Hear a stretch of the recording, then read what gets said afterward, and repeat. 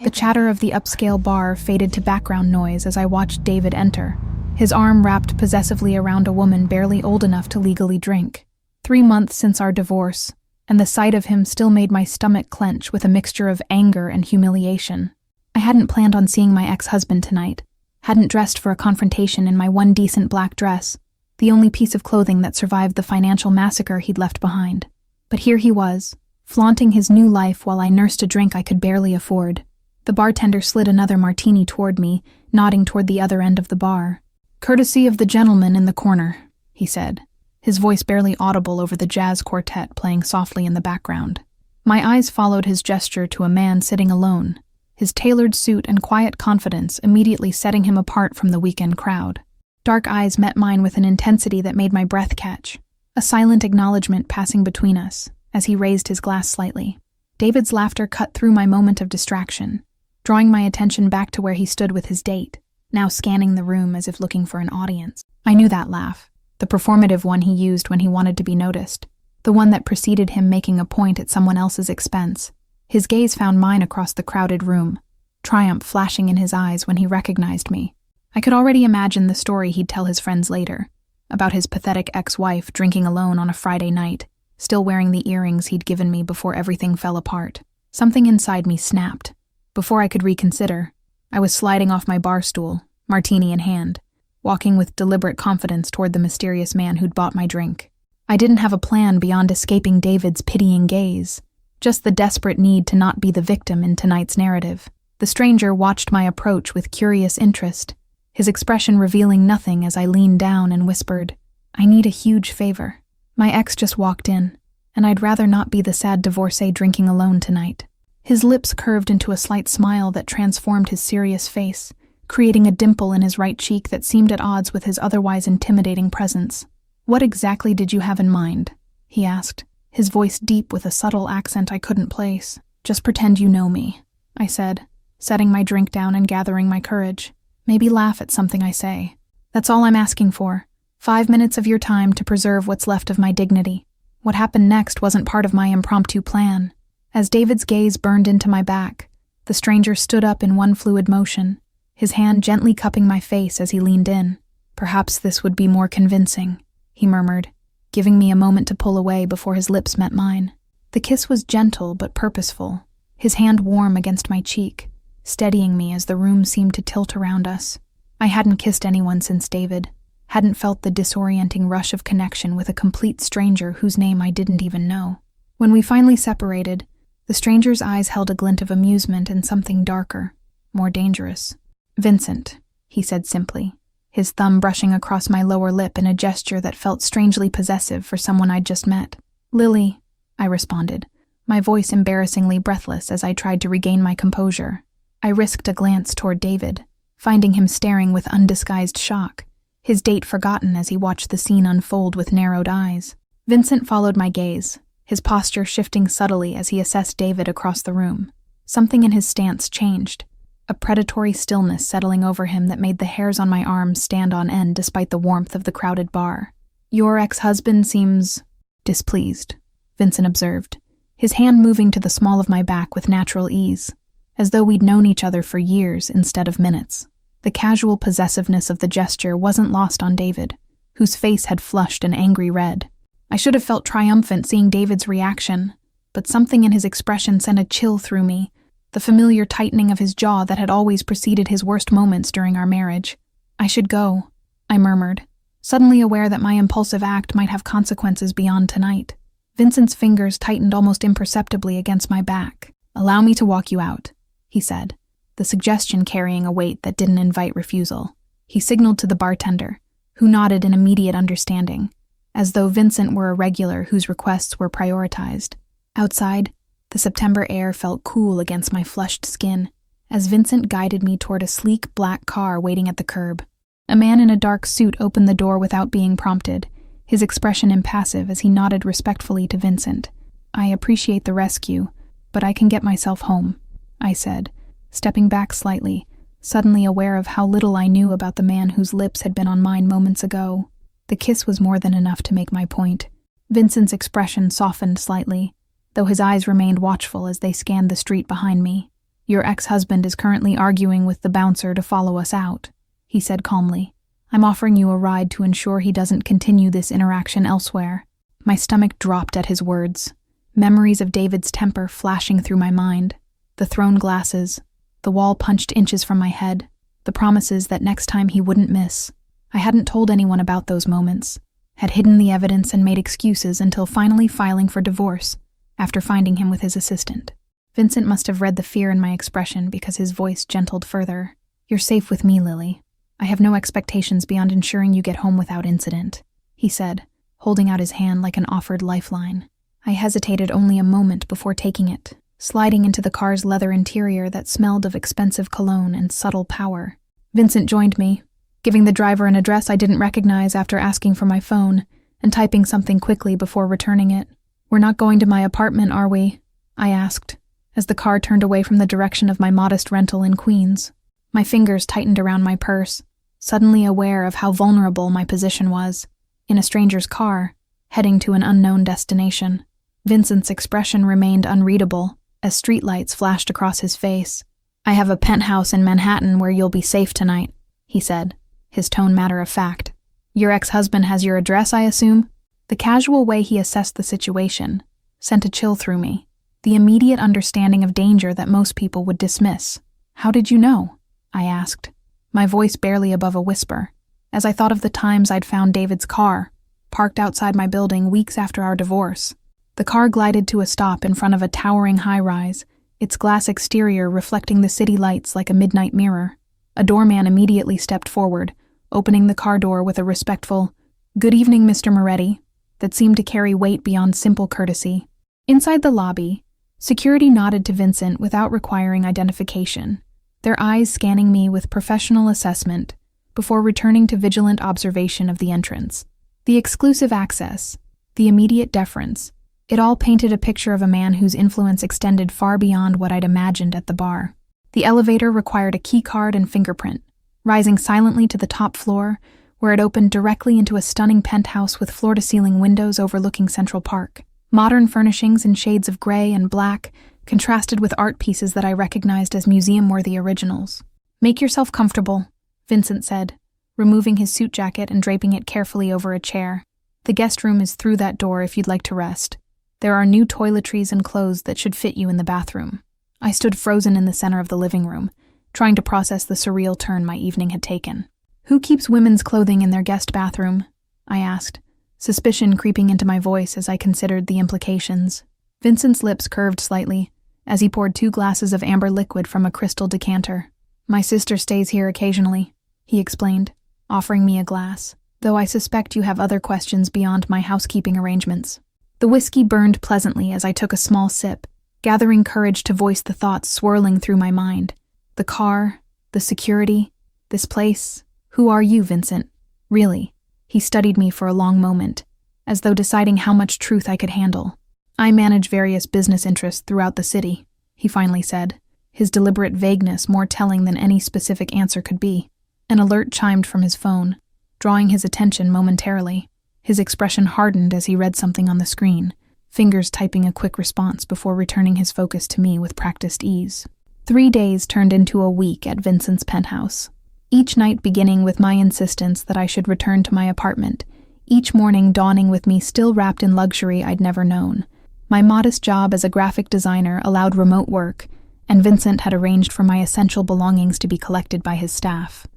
David has been watching your apartment, Vincent explained over breakfast one morning, sliding a tablet across the table showing security footage of my ex lurking in the parking lot.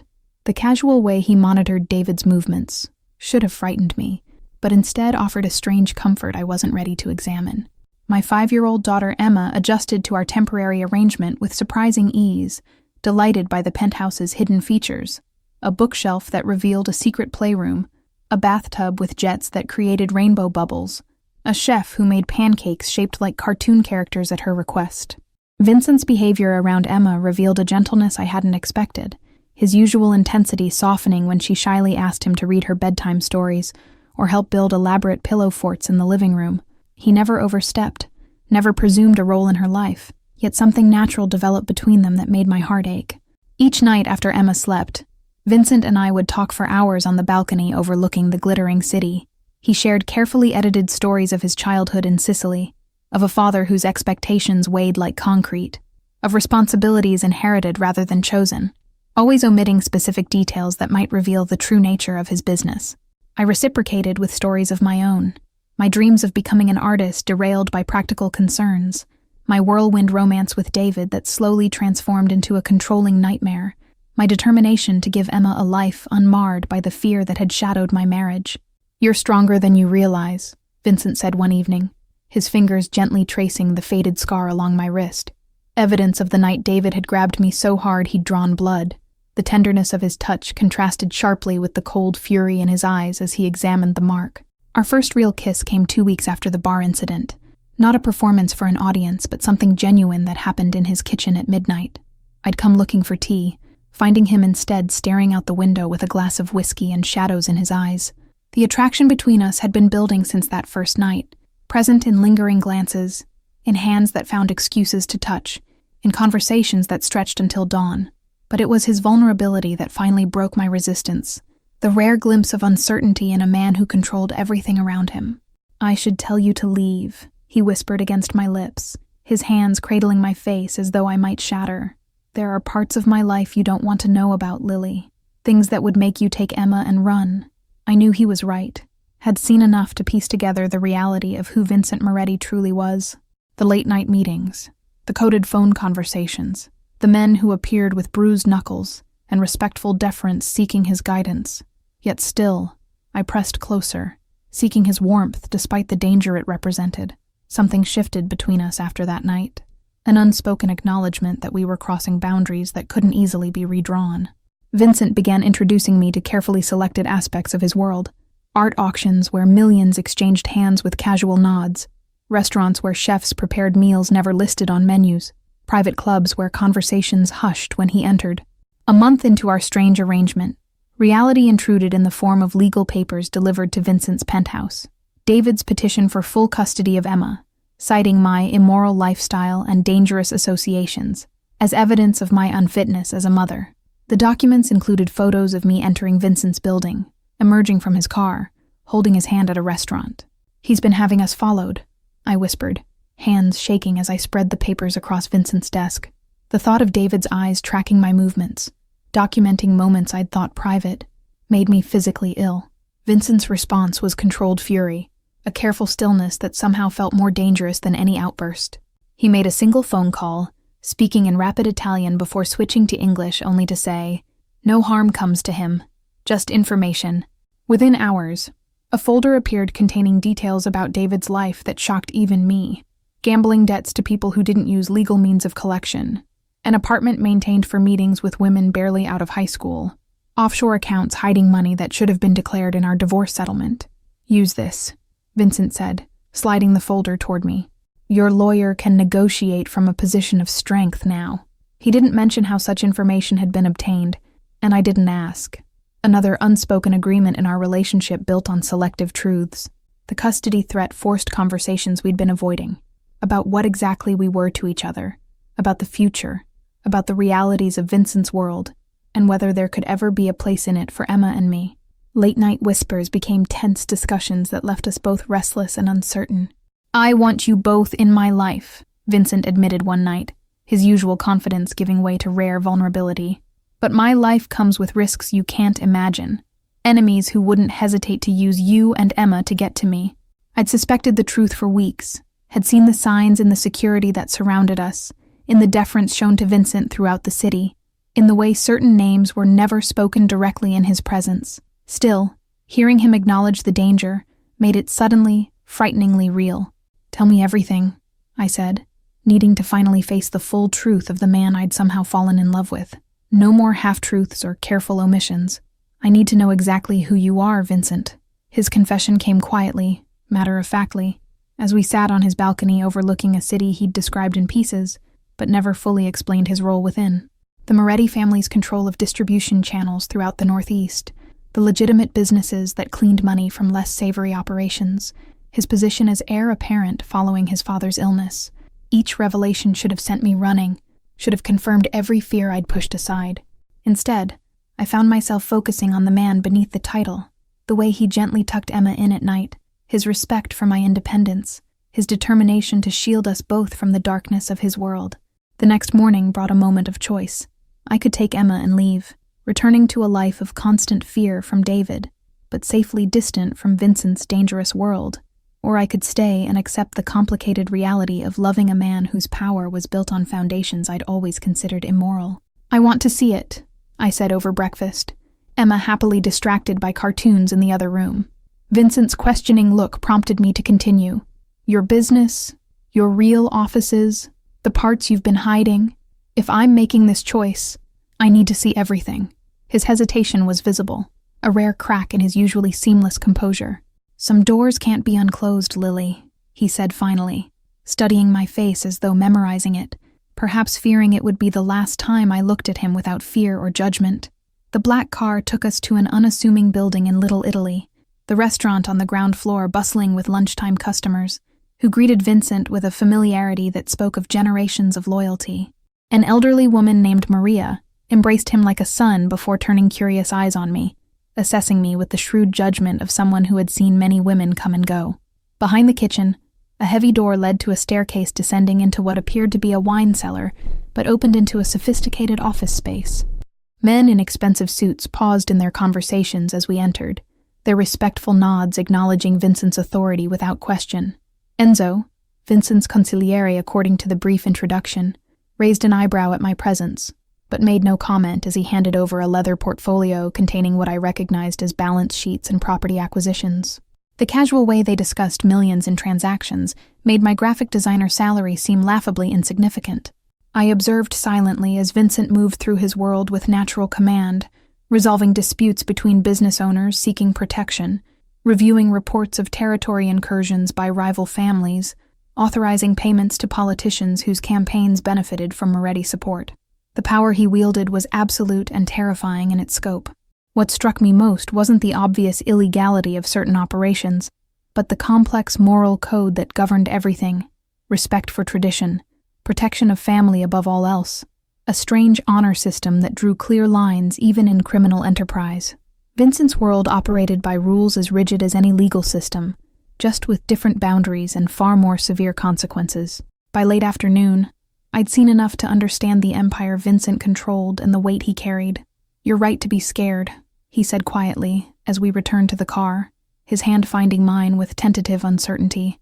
"I wouldn't blame you for walking away." Something had shifted during those hours, my naive perception giving way to clearer understanding of both the danger and the man. Vincent wasn't just a criminal.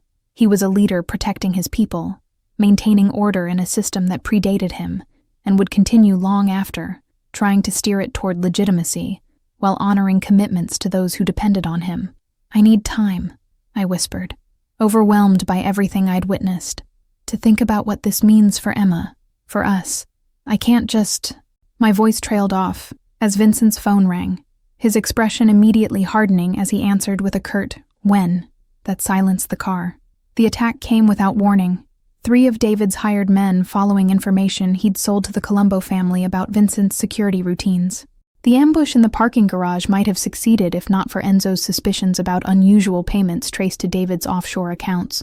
Vincent returned to the penthouse with a bullet graze across his shoulder and a coldness in his eyes I'd never seen before. "Pack essentials for you and Emma," he instructed, his voice leaving no room for questions. "We leave in an hour." The reality of Vincent's world crashed into mine with terrifying clarity as security teams swept the penthouse, checking for surveillance devices and weaknesses in our protection. Emma watched wide-eyed from her bedroom doorway, clutching her favorite stuffed rabbit as men with concealed weapons moved efficiently through our temporary home. The safe house in Sicily had been in Vincent's family for generations, a sprawling villa surrounded by olive groves and protected by both modern security and the loyalty of locals whose families had served the Moretti name for decades. In any other circumstances, it would have felt like paradise. Vincent's father, Antonio, occupied the east wing of the villa, his once powerful frame now diminished by illness, but his eyes still sharp as they assessed me and Emma upon our arrival. He spoke rapid Italian to his son, questions I couldn't understand but whose meaning I could guess from the defensive tension in Vincent's responses. "He wants to know if you understand what loving me means," Vincent translated later, as we stood on the terrace overlooking the Mediterranean. if you're prepared for a life where danger will always exist at the edges, where Emma will someday have to learn truths that might make her hate us both. The old man's question hung between us, as days turned to weeks in Sicily. Emma quickly adapting to her new surroundings with the resilience of childhood, learning Italian phrases from the housekeeper, collecting seashells along the private beach, falling asleep to Vincent's stories about the island's ancient myths. I found unexpected peace in the villa's sunlit gardens, sketching for the first time in years as Vincent managed his business remotely, restructuring operations in New York, while David's betrayal was dealt with in ways he carefully didn't detail to me. The distance provided clarity I'd lacked in the whirlwind of New York. Antonio's health declined rapidly during our third week, bringing Vincent's siblings and their families to the villa for what everyone recognized might be final goodbyes. I watched as cousins welcomed Emma into their play without question, as Vincent's sisters evaluated me with guarded curiosity, as the complex network of Moretti family dynamics revealed itself in every interaction. "You don't have to stay," Vincent said one night, finding me alone on the beach after Antonio had a particularly difficult day. "I've arranged papers, accounts, a new identity in Vancouver. You and Emma could disappear, start fresh somewhere David would never find you." The offer caught me off guard, not because it was unexpected, but because I realized immediately I didn't want it. Somewhere in the chaos of the past months, in the fear and uncertainty and revelations, I had made my decision without consciously acknowledging it. I turned to face Vincent, seeing not the dangerous Mafia boss or the powerful businessman, but simply the man who read Emma bedtime stories and laughed at my terrible attempts at cooking Italian food. "This is where we belong," I said, the certainty in my voice surprising us both. Antonio Moretti passed away peacefully the following morning, his hand clasped in Vincent's, as the first light of dawn filtered through the bedroom windows. The funeral brought family members from across Europe and America, the small village church filled with black-clad figures whose solemn respect transcended language barriers. I stood beside Vincent throughout the service, Emma's small hand in mine, as she solemnly mimicked the behaviors of the Italian children around her. The village priest spoke of legacy and family, of sins and redemption, his words washing over me as I watched Vincent accept his father's role with quiet dignity. The reading of Antonio's will took place in the villa's study, family members seated according to tradition, while Enzo, who had flown in for the funeral, distributed sealed envelopes to each of Vincent's siblings.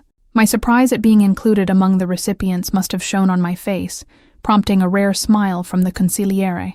Inside my envelope lay not money or property, but a delicate silver key attached to a chain, Antonio's final message delivered through Vincent's mother's locket, which had remained locked since her death 20 years earlier. Vincent's sharp intake of breath told me the significance went beyond simple jewelry. "He approved," Vincent whispered later that night, the locket open on the bedside table revealing a small compartment containing a handwritten note. He rarely gave his blessing to anyone outside the family, but he wrote this the night after we arrived. "The transition of power happened with ceremonial precision in the days following the funeral, Vincent accepting the responsibilities of his birthright in rituals that blended Catholic tradition with older, more secretive practices. I witnessed the weight settling onto his shoulders, the last vestiges of hesitation giving way to resolved determination. Our return to New York came with changes already in motion, Vincent's legitimate businesses expanding while certain other operations were quietly dismantled, security protocols redesigned to create layers of separation between his public life and private interests, a path toward legitimacy laid out over years rather than overnight.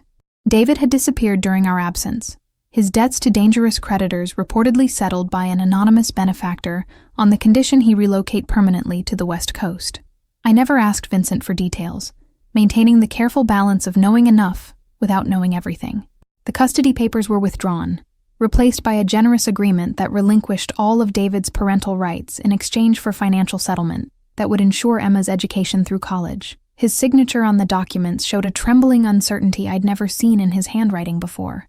We moved into a brownstone in Brooklyn, rather than returning to the Manhattan penthouse, a home with a garden where Emma could play, with a studio where I could pursue the art I'd abandoned years ago, with security features subtly integrated into seemingly normal architecture, a compromise between Vincent's world and mine. Marriage came a year later in a small ceremony on the Sicilian villa's terrace, Emma proudly scattering flower petals before us, while Vincent's siblings and their families mingled with the few close friends I'd maintained through the chaos of the past years. No grand public display, just a private commitment between two people who had found each other in the most unexpected way. I never imagined this life, I admitted to Vincent as we danced under strings of lights with the Mediterranean glittering behind us. When I kissed you that night at the bar, I was just trying to make David jealous. I had no idea I was kissing my future, my fate. Thank you all for following this story. If you're enjoying it, please write in the comments where you're watching from, and don't forget to like, subscribe, and share this video.